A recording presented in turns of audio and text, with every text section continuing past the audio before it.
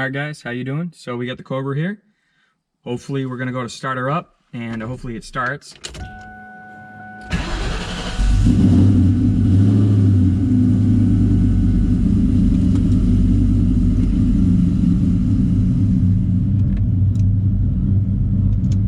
All right, and we're off.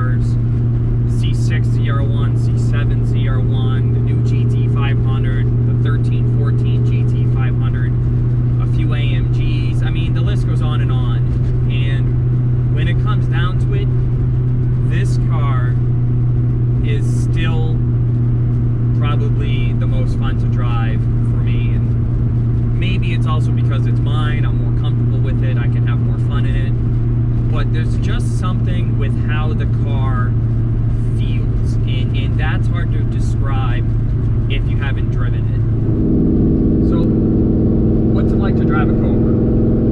Well, the first thing that you'll notice is the absolute immediate throttle response. You know, this car at a 40 roll just hits like nothing else. You know, downshift into second here, and you know, you just step on the pedal just even quickly. It's just unreal how it gets up and goes. It's just so instant. There's no lag. You know, it just feels like you get rear-ended by a truck. That's the first thing you'll notice.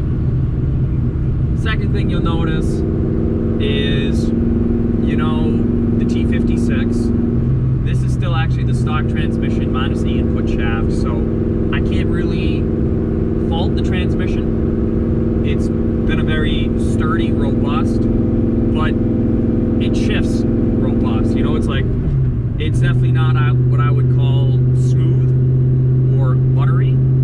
You know, I've changed the fluid, I've done the anti-venom mod, I got the best short shifter you can buy, the MGW.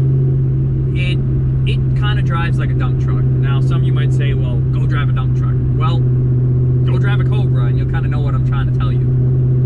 The clutch in the car, in this car, is a McLeod RXT 1200. It's a little bit on and off, not too bad. The weight is lighter than stock.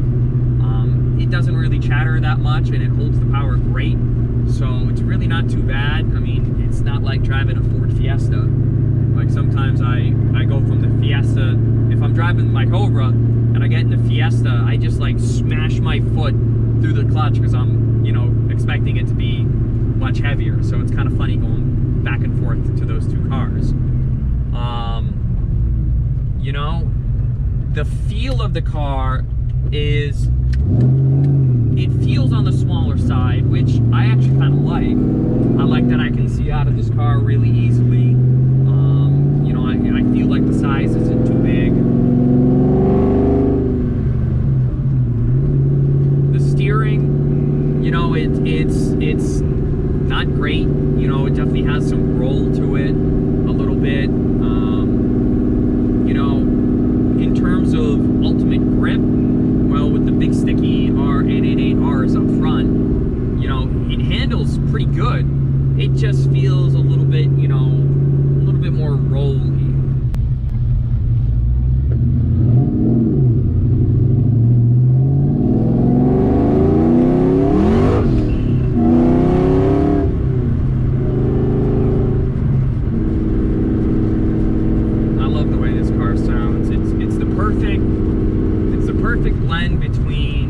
get on the pedal, you really hear the throatiness and the deepness. And when you just want to kind of putt along and cruise along, it's really not that bad in the cabin. Now, that probably is also because I have added some sound deadening material.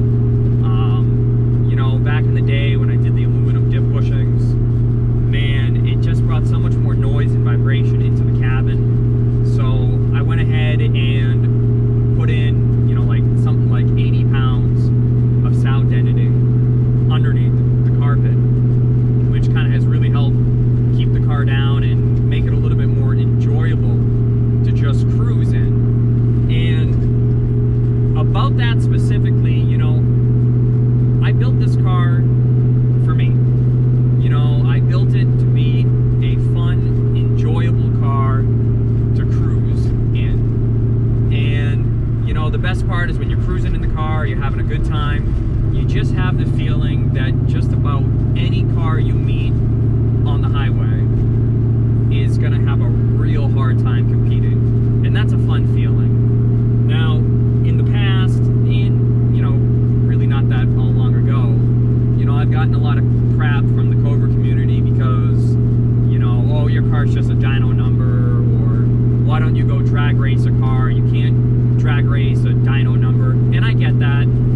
You know, it's just, for me, I didn't really build the car to go to the drag strip. And that's not to be mean to the guys that do. I have a lot of respect for those guys. Shout out to Alan Garrett, who just took his Sonic Blue Coupe first and only stick shift Whippled Supercharged Cobra in the 8s. I think he did an 893 at just about 160.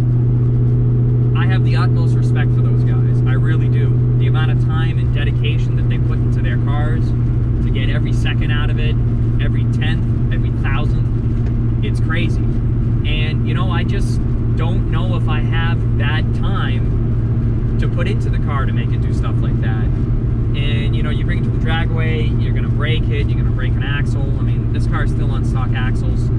So, to me, it's more just about cruising around, enjoying the car, taking it out when the weather's nice. And that's what I like. So, that's what I've done with the car. So I thought I'd talk about cars in general a little bit, and where has my addiction to cars come from. And probably like many, my addiction came from my dad. You know, I try to remember where it first happened, and I really thought about this. I'm pretty sure it was back in the day. I'm probably like 8 or 9 years old, and you know, we were going up to our hunting camp, and my dad had a F350 with the 6.8 Triton V10, and when we were going up to the hunting camp, we were pulling the buggies, the ATVs, and the trailer in the back.